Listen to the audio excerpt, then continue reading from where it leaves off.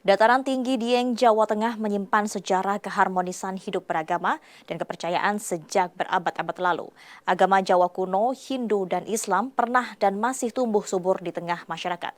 Sikap saling menghormati dan merawat tradisi untuk saling menjaga satu sama lain adalah kuncinya, seperti juga yang dialami warga Dieng, pasangan suami istri Slamet Waluyo dan Khalifah. Slamet yang menganut ajaran Kapitayan Jawa kuno dan sang istri yang seorang muslimah tetap menjalani rumah tangga harmonis walaupun berbeda keyakinan. Dataran tinggi Dieng, Jawa Tengah tak hanya menyimpan keindahan dan sumber daya alam yang berlimpah. Di ketinggian 2.200 meter, tiga agama dan kepercayaan terjaga dalam harmoni selama berabad-abad lamanya. Agama Jawa kuno, Hindu, dan Islam. Masyarakat Dieng pertama kali menganut agama Jawa kuno termasuk Kapitayan sejak era prasejarah. Hindu lalu masuk ke Dieng pada abad ke-7. Ditandai dengan dibangunnya kompleks candi sebagai tempat peribadatan. Kompleks candi di Dieng disebut sebagai candi Hindu tertua di Indonesia.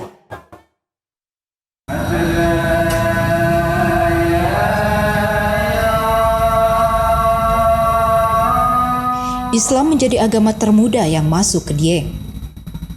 Disebarkan oleh para wali pada abad ke-17, Islam di Dieng mengalami kemajuan pesat di bawah kekuasaan Kerajaan Mataram Islam. Masuknya ajaran-ajaran baru tidak lantas membuat masyarakat melupakan yang lama. Sikap saling menghormati dan kebersamaan antar umat terawat dan terbalut dalam tradisi yang kaya akan ritual.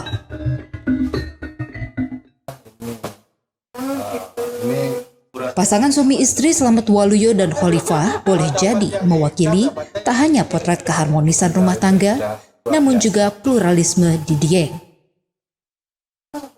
Aduh, kalau perbedaan itu banyak ya.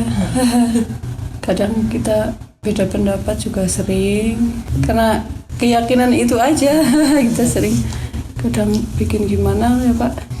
Tentang kepercayaan, tentang bagaimana dia itu punya versi sendiri, saya punya versi sendiri. Di situ terjadi sebuah gesekan. Tapi gesekan itu tidak membuat kita itu terpecah belah. Tapi dengan gesekan itulah kita saling memahami untuk bisa bersatu lebih rukun dan lebih kuat lagi. Sebagai seorang Kapitayan selalu menjaga, menghormati apa yang menjadikan dia sebagai tempat untuk beribadah. Dan kebetulan dari kami seorang Kapitayan, di mana di situ juga punya area-area khusus untuk menenangkan batin. Gua-gua kita dirawat juga oleh warga Muslim NU. Jadi kita itu saling menghargai dan menghormati.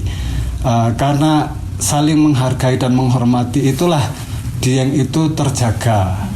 Di wilayah Dieng ya, khususnya itu kan ada semacam kepercayaan dan lain sebagainya. Tapi kalau kita lihat dari awal, Islam masuk ke tanah Jawa khususnya Dieng itu, memang masyarakatnya sudah siap untuk menerima agama Islam. Islam itu adalah rahmatan lil alamin. Jadi intinya kita sebisa mungkin saling menjaga keharmonisan antar umat beragama. Bagi sejarawan, keterbukaan dan kearifan lokal menjadi kunci penting terciptanya pluralisme di Dieng. Islam tidak menghilangkan Hindu. Islam tidak menyerang Hindu yang sudah establish wilayah Dieng yang sebelumnya sudah ada di situ. Tapi justru dibangun satu bentuk komunitas baru. Semua wilayah Nusantara pada masa itu kan semacam wilayah yang terbuka bagi apapun dan siapapun. Secara historis adalah memang masyarakat yang plural. Tapi dengan mempertahankan tradisi-tradisi lokal atau wisdom misalnya itu kemudian diramu dengan modernitas ya.